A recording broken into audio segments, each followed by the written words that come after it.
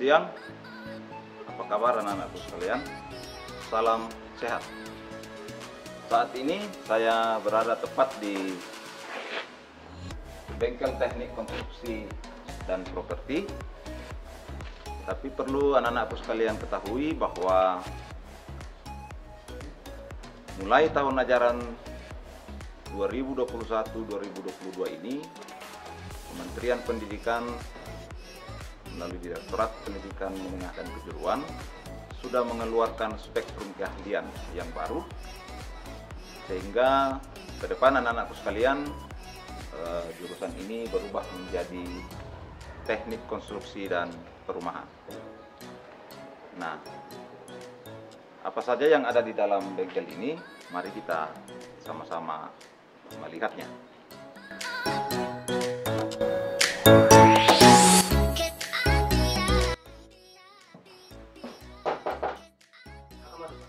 Selamat siang, Pak. Salam sehat. Nah, saat ini saya bersama dengan Pak Dian Tansat akan menjelaskan beberapa hal terkait dengan apa-apa saja yang ada di jurusan ini. Nah, sebelum kita lanjut, Pak, mungkin bisa diinformasikan kepada kami semua dan anak-anak kita yang menyaksikan tayangan ini, kira-kira apa-apa saja yang akan dipelajari atau materi yang akan dipelajari oleh siswa selama 3 tahun. Materi-materi yang akan dipelajari oleh siswa jurusan bisnis dan properti ke depan ini, Pak. Yang pertama itu mereka akan pelajari gambar teknik, ya. Kemudian mereka juga akan mempelajari dasar-dasar konstruksi, dan juga mereka mempelajari pengukuran tanah, Pak, untuk kelas 1. Nah, kemudian setelah mereka naik di kelas 2, nah di kelas 2 ini, Pak, mereka sebagian besar nanti itu mereka akan praktek. Jadi mata pelajaran seperti rencana anggaran biaya, kemudian pelaksanaan dan perencanaan konstruksi.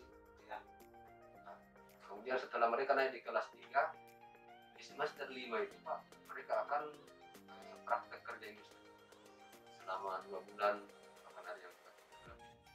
Nah, setelah mereka kembali dari sana, mereka masih belajar selama 2 bulan untuk semester 4. Ya. Juga mereka akan belajar produk kreatif dan usaha. Produk kreatif, jadi menghasilkan produk. Iya. Mantap, kita lihat hasil-hasil dari produk anak-anak kita. Ya. Ini ada piala ini, Pak. Dari mana? Ya, pada tahun 2017 yang lalu, Pak, ya, siswa kami melaksanakan lomba keterampilan siswa, Pak, di provinsi. Itu tingkat provinsi.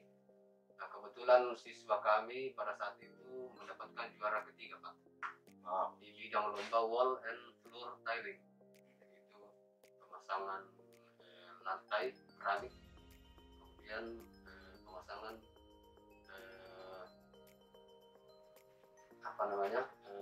dinding, Pak. Pemasangan dinding menggunakan batu merah, Pak. Hebat, Pak, ya.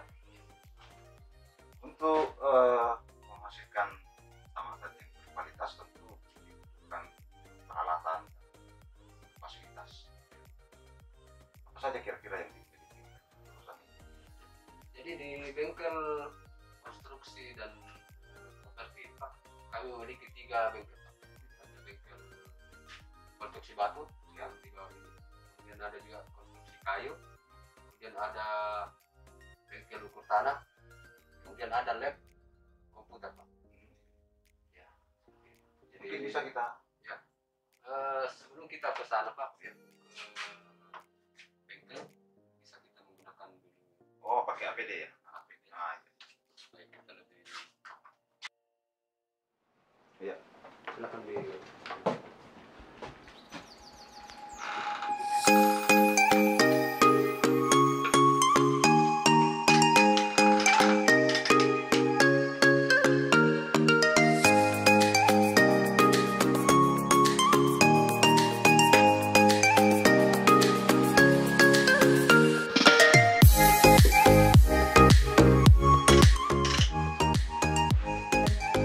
Sekarang kita berada di bengkel konstruksi batu.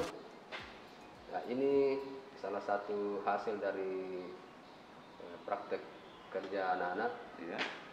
siswa kelas 2 Pak. Oh iya. Nah, selain ini Pak, apa lagi yang hasil produk siswa? Nah, di sana ada pekerjaan fondasi yang dikerjakan oleh anak-anak kelas 3 Pak. Oh, ya bisa kita lihat. Ya, jadi ini Pak, pekerjaan fondasi yang dikerjakan oleh anak-anak kelas 3. Nah, ini menggunakan kapur sebagai bahan perikatnya Pak, jadi bisa dibongkar, Oh, pasang. jadi untuk praktek saja. Ya, jadi untuk praktek saja Pak. Ya, kita lanjut Pak yang lain. Ya, di sana ada pemasangan dinding keramik Mhm. yang dilaksanakan oleh siswa kelas 3 Pak. Oh iya.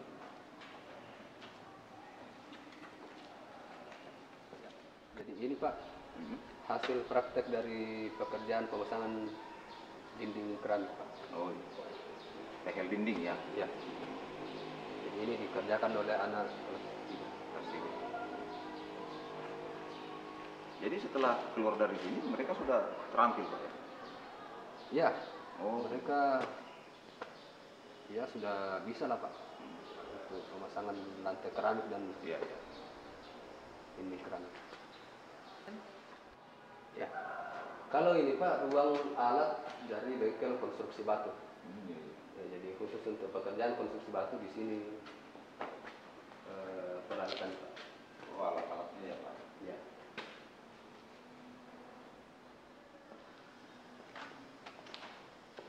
Kalau ini Pak apa ini? Nah, kalau ini Pak, ini hasil dari praktek pemasangan kuda-kuda dan pekerjaan kusen. Ya, jadi ini juga dikerjakan oleh anak-anak kelas 3 Pak. Oh, yang tadi pekerjaan batu, ini pekerjaan kayu. Ya, benar. Setelah ini Pak, kita ke mana lagi? Ya, sebentar kita ke sebelah Pak di bengkel konstruksi kayu. Oke. Ya, sekarang kita berada di bengkel kayu Pak. Jadi di bengkel kayu ini kami memiliki beberapa alat besar di konstruksi kayu, termasuk ini adalah mesin ketam perata. Jadi ini mesin ketam perata Pak.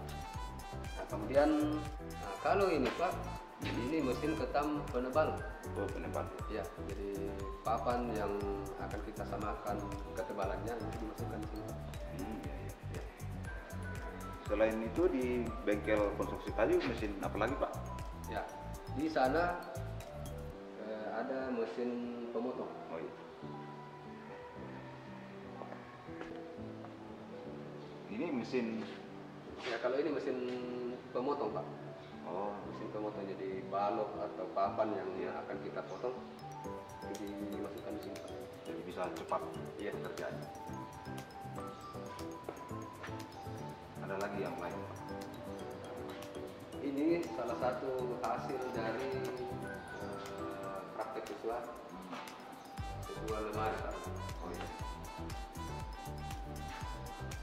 Mungkin sudah banyak tapi Ya, sudah banyak Pak sebenarnya. Karena di bengkel kayu ini juga menerima orderan dari luar Pak. oh, jadi bisa order. Ya, bisa. Jadi meja atau kursi atau seperti ini lemari ini bisa diorder di sini.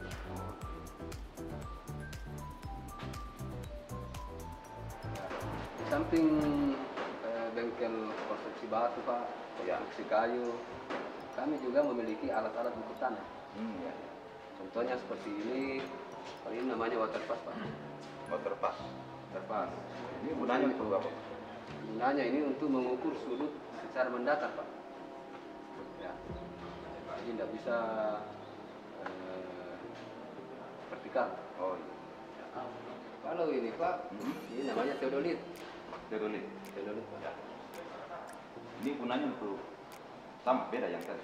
Ya beda Pak. Kalau ini fungsinya untuk mengukur beda tinggi permukaan tanah secara horizontal dan vertikal. Jadi ini bisa secara horizontal dan vertikal, Pak. Bisa di tes.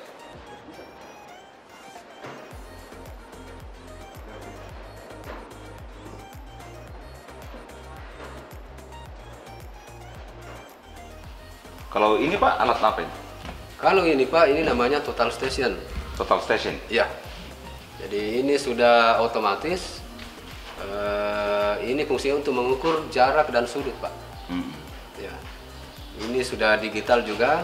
Kemudian hasil dari pengukuran kita di lapangan itu sudah bisa diimpor ke komputer, Pak. Jadi hasil pengukuran kita itu sudah bisa dilihat di komputer. Jadi kita tidak menggambar manual hasil pengukuran yang kita lakukan, Pak. Jadi total station ini perbedaannya dengan yang teodolit yang tadi dijelaskan. Kalau teodolit, Pak, yang tadi itu masih manual. Oh, masih ini otomatis, yang tadi manual. Ini sudah otomatis, ya. Sudah digital, Pak. Seperti itu. Jadi ini nanti anak-anak kita kalau sudah keluar ini mampu menggunakan alat ini ya. Iya. Siswa kita kalau sudah tamat dari sini mereka semua sudah mampu mengoperasikan alat total station ini. Oke. Ya.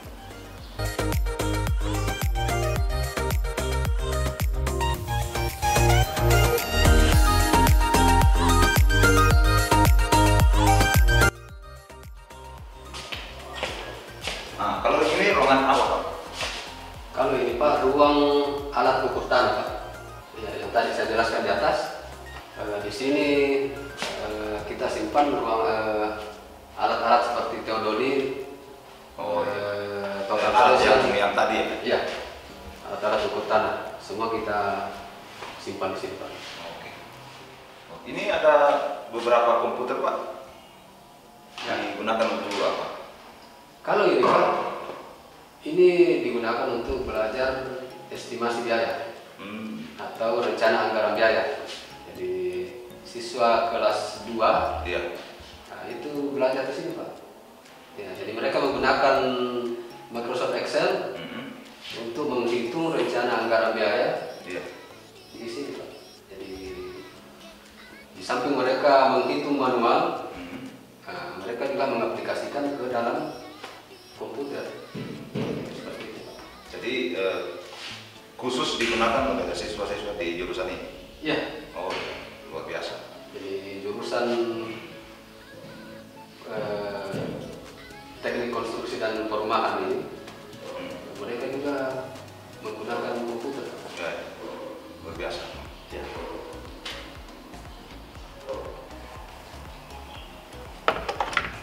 Ya, luar biasa Pak. Kita sudah keliling-keliling beberapa ruang praktek. Fasilitas yang kita miliki cukup baik ya. Saya kira luar biasa sekali. Ada yang ingin kami tanyakan Pak. Ini setelah 3 tahun anak-anak kita menempuh pendidikan di jurusan teknik konstruksi dan perumahan, setelah keluar itu peluang-peluang kerja yang dimiliki oleh anak-anak kita itu apa saja? Ya. Jadi anak-anak kita apabila selesai di jurusan ini, mereka bisa bekerja di perusahaan-perusahaan kontraktor, Pak. Perusahaan kontraktor? Iya. Bisa juga mereka sebagai pelaksana di lapangan atau sebagai mandor, ya, atau pengawas pekerjaan konstruksi di lapangan. Nah, kemudian apabila anak-anak kita ada yang ingin melanjutkan ke perguruan tinggi, mereka bisa memilih jurusan teknik sipil. Teknik sipil. Ya. Atau bisa juga memilih jurusan arsitektur. Oh iya. Jadi kalau mau melanjutkan studi bisa memilih teknik sipil dan arsitektur. Iya betul. Ya. Oke, anak-anakku sekalian, demikianlah pengenalan jurusan teknik konstruksi dan perumahan. SMK bisa, SMK hebat.